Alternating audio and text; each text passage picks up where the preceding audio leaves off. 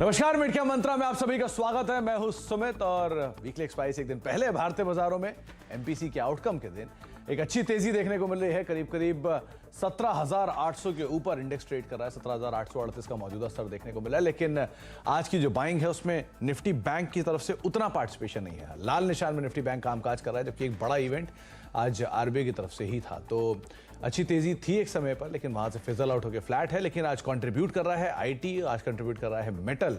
दोनों इंडिसेस करीब 2% की तेजी के साथ कामकाज करते हुए दिखाई पड़ रहा है। साथ साथ हैवी वेट रिलायंस इंडस्ट्रीज भी आज कुछ हद तक पार्टिसिपेट करता हुआ इंडेक्स को सपोर्ट देने में।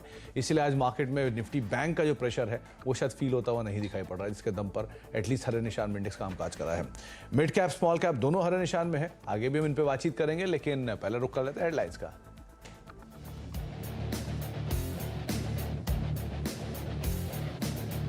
बढ़ेगी आपकी ईएमआई। रिजर्व बैंक ने लगातार 6वीं बार महंगा किया कर्ज। आरबीआई गवर्नर ने आगे भी दरें बढ़ाने के दिए संकेत। कहा महंगाई में नरमी, लेकिन अभी भी लक्ष्य से ऊपर। लोन रेट में ग्रोथ हो रही है। गोइंग फॉरवर्ड डिपॉजिट रेट में उससे ज्यादा ग्रोथ हो, क्योंकि अभी अगर लोन ग्रोथ को फंड करना है तो डिपॉजिट रेज करने पड़ेंगे। देश के सबसे बड़े बैंक है स्टेट बैंक ऑफ इंडिया ने बढ़ी दरों का बोझ ग्राहकों पर डालने का किया ऐलान। हमसे एक्सक्लूसिव बातचीत में बैंक के एमडी बोले डिपॉजिट रेट में भी होगी जल्द बढ़ोतरी।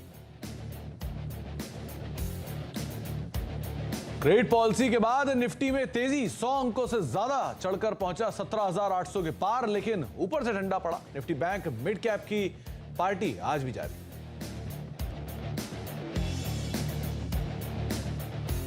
बाजार में आज मेटल आईटी शेयरों का जलवा। दोनों इंडेक्स करीब 2% ऊपर। JSPL, JSW steel, steel authority of India limited में 2% की तेजी। आईटी में दिग्गजों के साथ मिड कैप शेयर भी दौड़े। टीसीएस ने की इस साल की सबसे बड़ी डील। फिनिक्स ग्रुप के साथ पार्टनरशिप को बढ़ाया। बिजनेस ट्रांसफॉर्मेशन के लिए 60 करोड़ पाउंड का कॉन्ट्रैक्ट मिला। पेटीएम में 5% की तेजी। जनवरी में कंपनी की लोन ग्रोथ में 29% की बढ़त। सीएलएसए ने भी कंपनी को डबल अपग्रेड कर 800 रुपए का दिया भाव। जोमैटो में भी 6% की तेजी। प्रमोटर ने प्रॉफिटेबिलिटी में आने के दिए संकेत। सीएलएसए के मुताबिक अच्छी रह सकती है तीसरी तिमाही। तो भारतीय बाजारों में एक अच्छी तेजी जरूर देखने को मिलेगी। 100 अंकों से ज्यादा का उछाल है निफ्टी के अंदर। हालांकि जो ऊपरी लेवल है वहां से थोड़ा सा नीचे है। 17,880 के आसपास के हाईज है और वहां से 17,860 के जोन्स में इंडेक्स अभी कामकाज कर रहा है। निफ्टी बैंक आज बैकफुट पर है, लेकिन आज मिड कैप स्मॉल कैप दोनों में तेजी है। 0.5% के आसपास की तेजी आपको मिड कैप इंडेक्स में दिखाई पड़ेगी और इनफैक्ट 3/4% की बढ़त मिड कैप में है और स्मॉल कैप इंडेक्स करीब 0.5% ऊपर अभी कामकाज करता हुआ दिखाई पड़ रहा है।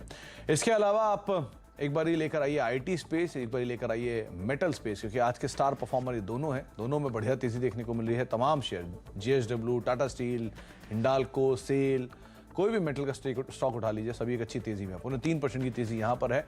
सीमेंट में एक अच्छी बाइंग है। इसके अलावा आज बाइंग आपको देखने को मिलेगी आईटी में, जिसको टीसीएस लीड कर रहा है। करीब 2.5%, 2% की तेजी टीसीएस में आपको दिखाई पड़ेगी, बड़े ऑर्डर के दम पर भी।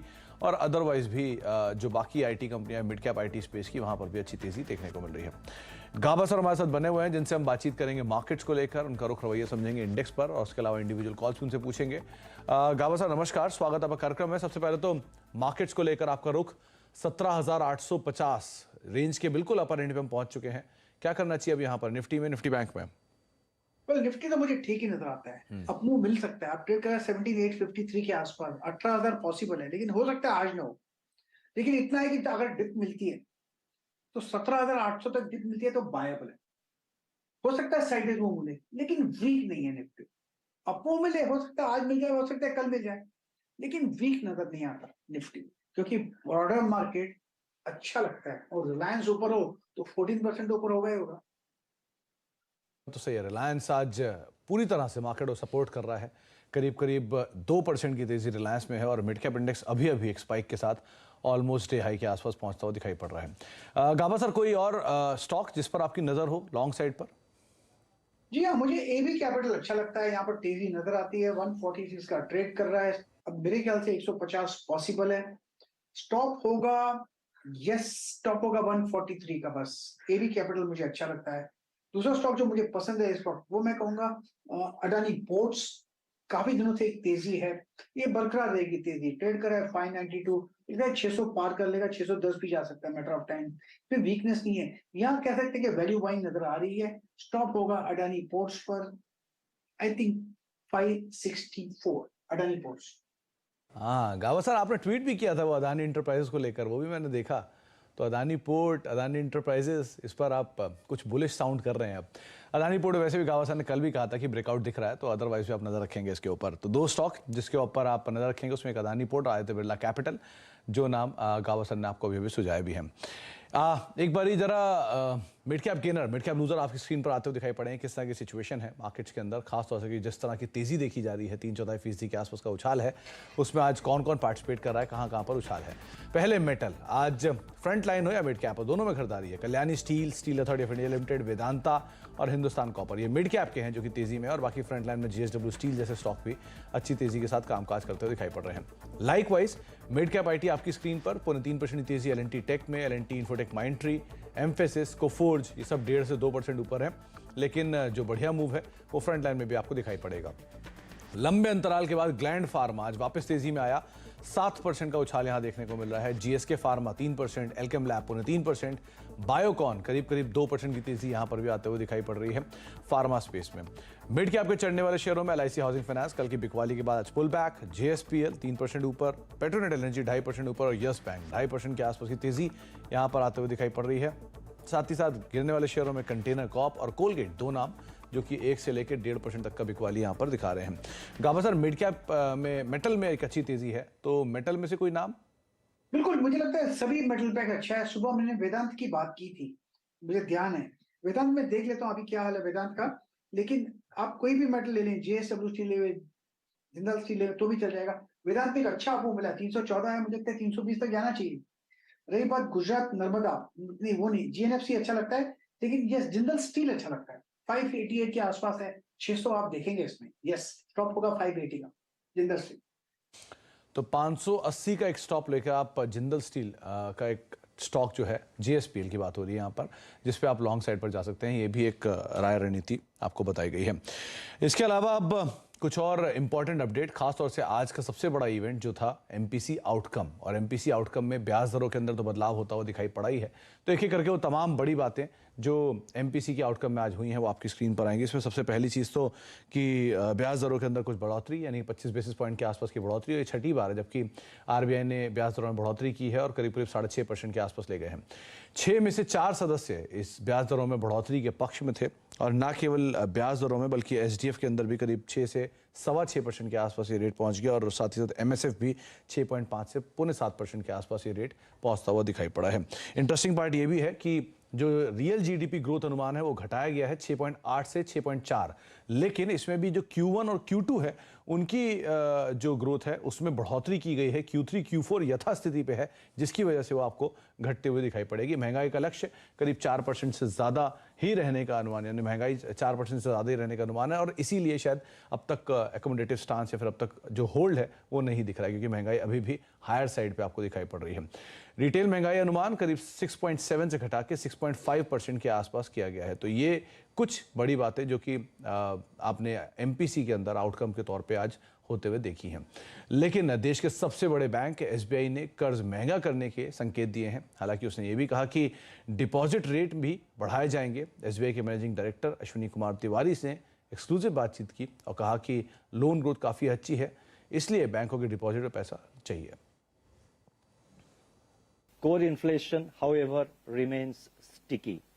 Looking ahead, while inflation is expected to moderate in 2023-24, it is likely to rule above the 4% target.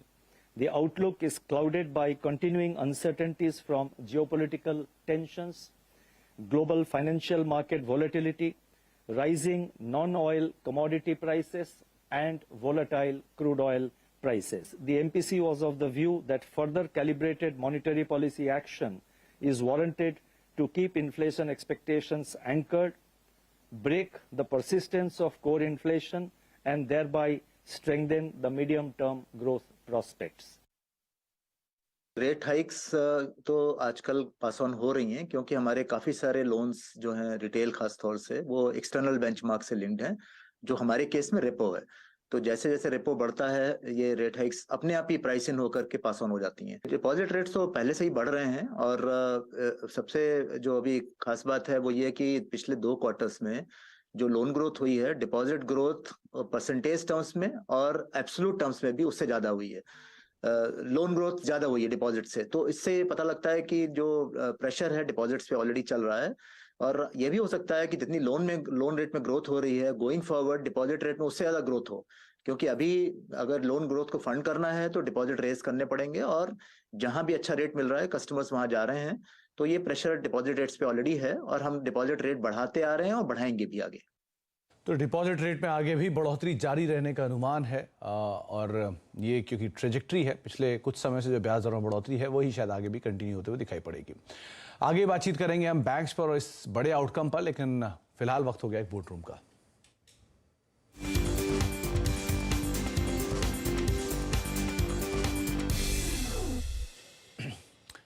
पिछली बार की शानदार तिमाही के बाद दीपक फर्टिलाइजर ने नतीजे मिले जुले दिए हैं। तीसरी तिमाही में कंपनी की आय करीब 41% बढ़ी है, मुनाफे में भी 40% का उछाल आया है। दोनों सेगमेंट में अच्छी ग्रोथ के बावजूद मार्जिन जो है उसमें कटौती देखने को मिली है। नतीजों पर बातचीत करने के लिए दीपक फर्टिलाइजर के CFO अमिताभ भार्गव सर हमारे साथ मौजूद भी हैं। भार्गव सर नमस्कार, स्वागत है कार्यक्रम में। सबसे पहले तो लास्ट क्वार्टर की एक बढ़िया बेस था कंपनी के नंबर्स को लेकर, उसके सामने इस क्वार्टर के नंबर आते हुए दिखाई पड़े हैं। तो क्या क्या की हाईलाइट रहे तीसरी तिमाही के, और जिस तरह की सिचुएशन रही है मार्जिन थोड़े से स्लगिश रहे हैं, क्या इनपुट कॉस्ट का पूरा इम्पैक्ट नहीं आया?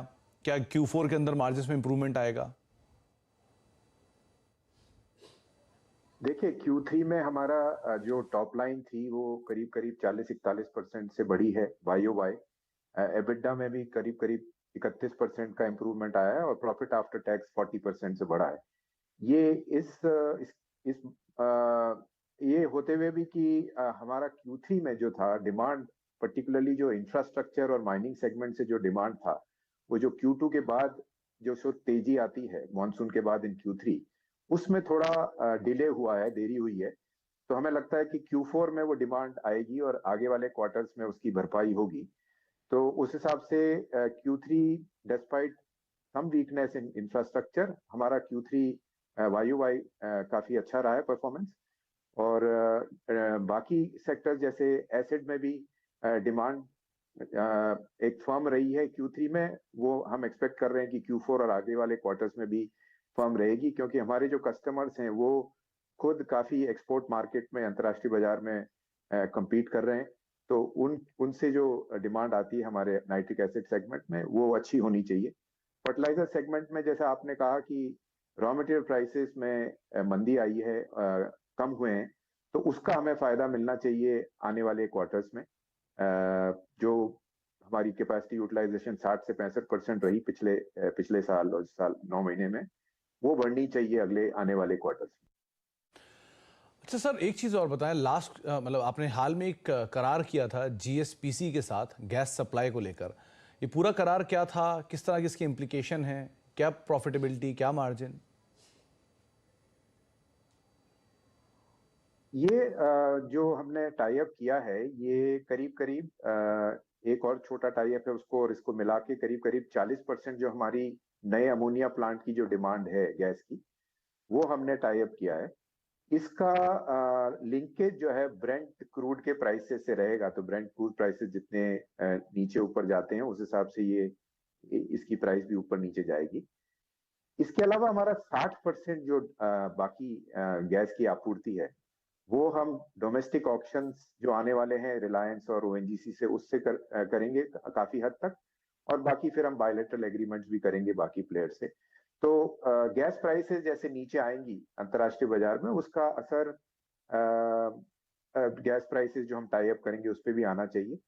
अमोनिया प्राइसेस हालांकि कम हुई है पहले से, फिर भी ओवरऑल सप्लाई नहीं बढ़ी है अंतर्राष्ट्रीय बाजार में, तो अमोनिया के प्राइसेस फिर भी एक रेंज में मूव करेंगे। तो उसका हमें टोटल नए अमोनिया प्लांट से जो पूरा हमारा कैप्टिव कंजम्पशन है उसमें हमारे मार्जिन्स ऐड होंगे, जो गैस और अमोनिया के बीच के मार्जिन्स हैं वो हम कैप्चर करेंगे अपने प्रॉफिटेबिलिटी में। So that is the plan. अच्छा भार्गव सर, ये टैन बिजनेस को लेकर कैसी प्राइसिंग है, कैसा डिमांड आउटलुक है अगले एटलीस्ट 2 से 3 तिमाही के लिए? क्या इसको मान के चलें, कैसी ग्रोथ रहेगी वहां पे?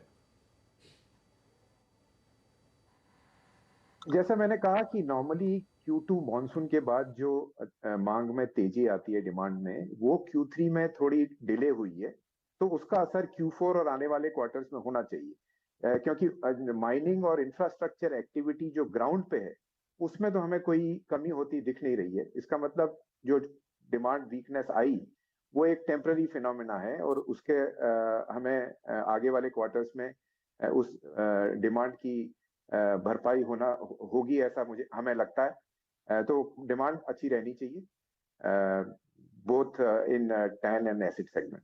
ओके भार्गव सर, आपसे आगे बातचीत जारी रखूंगा। एक अपडेट दे दूं पहले। श्री सीमेंट के नंबर्स आए हैं और नंबर्स के लिहाज से कंपनी की आय 3552 करोड़ से बढ़ के 4070 करोड़ रुपए इस तिमाही में YOY बेसिस पे आई है। हालांकि ये तिमाही दर तिमाही पे 4038 करोड़ के सामने आते हुए दिखाई पड़ी है और मुनाफा 492 करोड़ से घट के 277 करोड़ आया है, जो कि पिछली तिमाही में 183 करोड़ था। तो सीक्वेंशियल बेसिस पे नंबर बेटर साइड पर हैं। YOY बेसिस पे हाई बेस की वजह से कंपनी के नंबर्स में प्रेशर आता हुआ दिखाई पड़ रहा है। तो YOY बेसिस पे 492 करोड़ से घट के 277 करोड़ मुनाफा और सीक्वेंशियली यही मुनाफा 183 करोड़ से बढ़कर 277 करोड़ है। आय 3552 करोड़ से बढ़कर 4070 करोड़ और यही आय 4038 करोड़ से सीक्वेंशियली बढ़कर आई है। इसलिए नंबर्स के बाद एक डिप लिया और डिप के बाद ये फ्लैट होता हुआ दिखाई पड़ रहा है। बाकी ईबिटा के नंबर्स, मार्जिन के नंबर्स, वॉल्यूम के नंबर, रियलाइजेशन के नंबर और साथ साथ पर टन सीमेंट का किस तरह का रियलाइजेशन है उसके नंबर्स, इसे ईबिटा का नंबर इनफैक्ट आ गया 826 करोड़ से घट के 708 करोड़, जो कि 543 करोड़ से बढ़ के 708 करोड़ है सीक्वेंशियल बेसिस पर। तो YOY बेसिस पे नंबर्स में प्रेशर है, हालांकि सीक्वेंशियल बेसिस में नंबर्स जो हैं वो फ्लैट टू पॉजिटिव साइड पे दिखेंगे।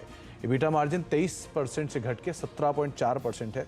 ये तिमाही आधार पर 13% से बढ़कर करीब 17.5% के आसपास मार्जिन कंपनी ने पोस्ट किए हैं। तो श्री सीमेंट के नंबर्स एज ऑफ नाउ ये नंबर्स आपके सामने हैं। लौटते हैं भार्गव सर, एक फर्टिलाइजर स्पेस को लेकर और सवाल चाहूँगा कि फर्टिलाइजर स्पेस पे सरकार ने सब्सिडी जो सब्सिडी ड्यू है गवर्नमेंट से वो कितनी, वो उसका क्या सिचुएशन है अभी, स्पेस को लेकर आउटलुक क्या कहता है, कैसी परफॉर्मेंस यहाँ से आप गोइंग फॉरवर्ड एक्सपेक्ट कर सकते हैं?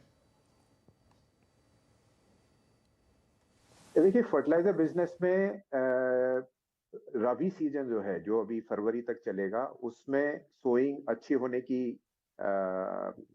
वो है एक्सपेक्टेशन है, क्योंकि ओवरऑल रिजर्वॉयर लेवल्स अच्छे हैं, मॉइस्चर लेवल है सैंड में भी मिट्टी में अच्छा है, तो उसका असर रबी सीजन पे आएगा। दूसरा क्या हुआ है, पिछले साल रॉ मटेरियल प्राइसेस ज्यादा होने से और कुछ MOP जैसे रॉ मटेरियल्स की सप्लाई में भी अवेलेबिलिटी में भी दिक्कत थी, तो उसके कारण हमारी कैपेसिटी यूटिलाइजेशन भी कम हुई है। तो ये दोनों फैक्टर जो है अब हमारे फेवर में जाएंगे अगले आने वाले क्वार्टर्स में। तो हमें लगता है कि कैपेसिटी यूटिलाइजेशन यहाँ से सिग्निफिकेंटली बेटर होगी। ओवरऑल इस साल और पिछले 2 सालों से जो है सरकार से जो सब्सिडी है उसका फ्लो बहुत ही रेगुलर है, तो हमें कोई सब्सिडी के बारे में कोई ऐसी चिंता नहीं दिखती है। गवर्नमेंट ने बजट का एलोकेशन इस साल भी बढ़ा के 2.5 लाख करोड़ तक किया था और अगले साल भी रॉ मटेरियल प्राइसेस के हिसाब से एलोकेशन हमें लगता है कि वो एप्रोप्रिएट है और उसका हमें सब्सिडी रेगुलरली मिलती रहेगी। बहुत बहुत शुक्रिया भार्गव सर अपना समय में देने के लिए, हमसे बातचीत करने के लिए और नंबर्स पे, तमाम आउटलुक पे चर्चा करने के लिए। ब्रेक का वक्त हो गया है, ब्रेक के बाद लौटते हैं, आगे कुछ और स्टॉक्स पे बातचीत करते हैं। गावा सर बने हुए हैं, साथ ही साथ खिलाड़ियों का अपडेट, एक छोटे से ब्रेक उस पर।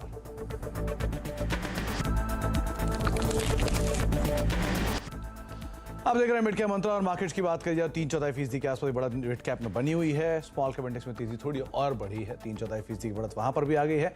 निफ्टी बैंक जो थोड़ी पहले लाल निशान में था वो अब हरे निशान में करीब 50 से 60 अंकों की तेजी के साथ कामकाज कर रहा है और निफ्टी भी अब 17,864 865 के जोन्स के अंदर पहुंचता हुआ दिखाई पड़ रहा है। तो मार्केट्स में जो फर्म स्ट्रेंथ है वो एटलीस्ट अभी भी बनी हुई है।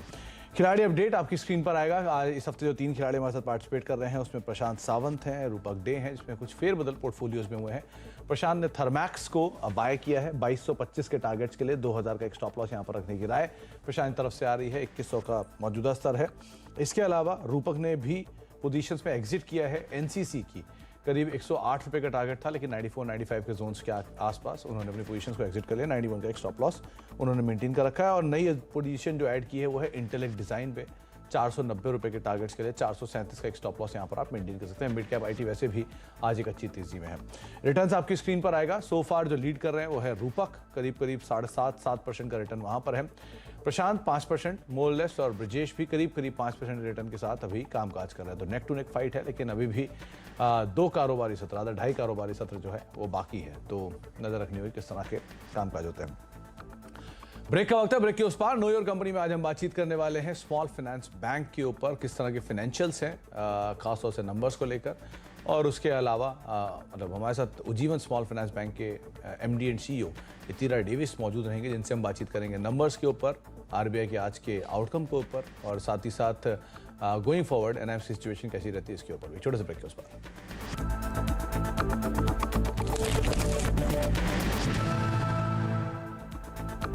Mongia Steel presents मजबूत